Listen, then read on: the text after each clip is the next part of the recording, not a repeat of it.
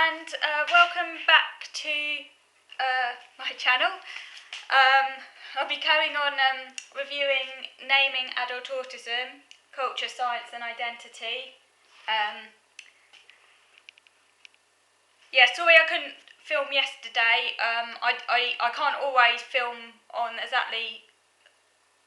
I try and film it as regularly as possible on the same day, but sometimes I can't film it on a particular day because yesterday I had to deliver some training via Zoom. I do occasional autism-related training with an organisation that gets autistic people to deliver training. So I was talking to parents and carers about autism in adolescents alongside another autistic trainer on Zoom yesterday, and that took up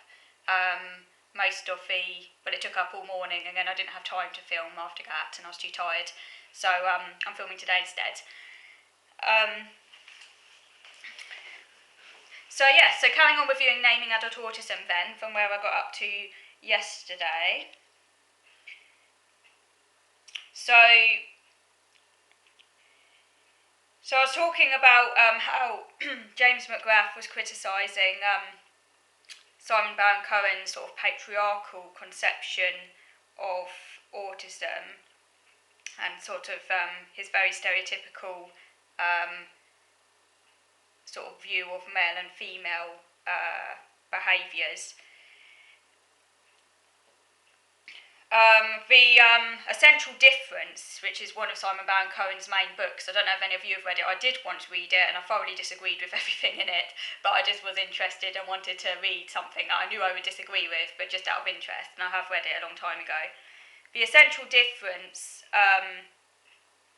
and its appendices, which contain the AQ test within the book, implicitly encourages more men and women to present themselves for an autism assessment. This is what James McGrath argues in his book.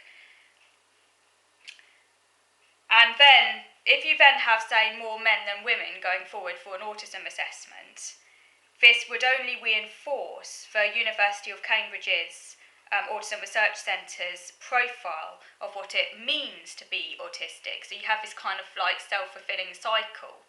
More men present themselves for diagnosis because of, Simon Baron Cohen's idea that autism is an extreme male brain. You get more men out diagnosed, and then it goes round and round and round.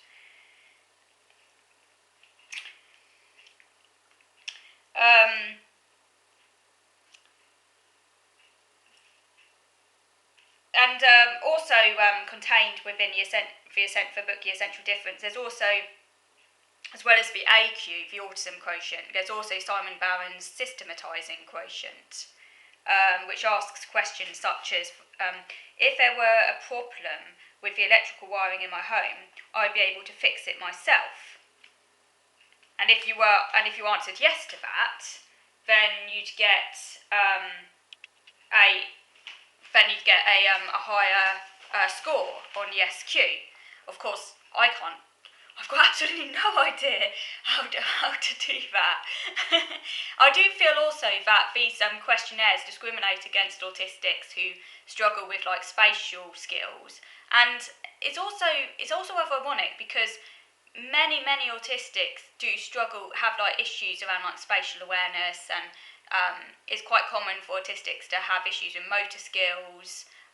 That's very common. So autistics, and also if you struggle, say, more with like executive functioning as well, that also might mean you get a lower SQ score as well. James McGrath argues that maybe the SQ could be made more sort of gender neutral by adding questions in there that, say, might be more tailored towards a female audience. For example, if I lost a button on a shirt, I'd be able to fix it myself. I have to say, though, that I'd have no idea how to do that either, because I'm not great at dexterity, and my motor skills are a bit all over the place. I would struggle with that. Of course, McGrath mentions, that obviously patriarchy oppresses boys and men too. Patriarchy doesn't just oppress women, it oppresses boys and men too. It's just that obviously women have a harder time with it. But we mustn't forget that patriarchy ultimately oppresses everyone, regardless of their gender. He also argues that Baron Cohen betrays a hegemonic masculinity only and takes that as representative of all males' behaviour. For example, the antiquated naming of leadership as essentially male, and this reinforces the idea that conformity for men means high achievement and competition. But is that a good thing? Is it good that we expect men to take on leadership roles, to be competitive, to be aggressively assertive? Is that actually a good thing? Should we be encouraging this?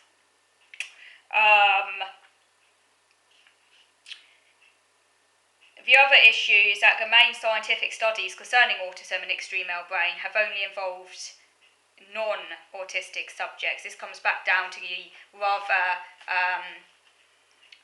nebulous concept of autistic traits, which is of course incredibly questionable for autism. Autistic traits is very controversial because it sort of suggests that someone who doesn't have a clinically significant impairment, so he's not disabled, but might say just have a few quirks and is getting by in life perfectly fine, doesn't need to seek any assessment, won't think of themselves as disabled or having any condition, and yet could be said to contain autistic traits. When you suggest that these people have elements of a very serious clinical condition, it in a sense trivialises that condition. So I would suggest actually no, they don't have autistic traits, because to have autistic traits, in my mind, you need to have a diagnosis, you need to have a clinically significant impairment. Autism, in my mind, is quite clear cut. If it's disabling you, if it's causing you problems, you go and get that diagnosis. You need help, you need support, otherwise why would you bother, If you just have a few quirks and they're not really holding you back and you can function in society and all of this, then you might have some quirks, you might be a bit obsessive, you might be a bit introverted, you might not need people that much in your life, but if it's not holding you back, then these are just like personality quirks. To call them autistic, I find it's actually quite offensive. And McGrath agrees with that as well. He's very much against the idea of autistic traits used to refer to traits in non-autistic people.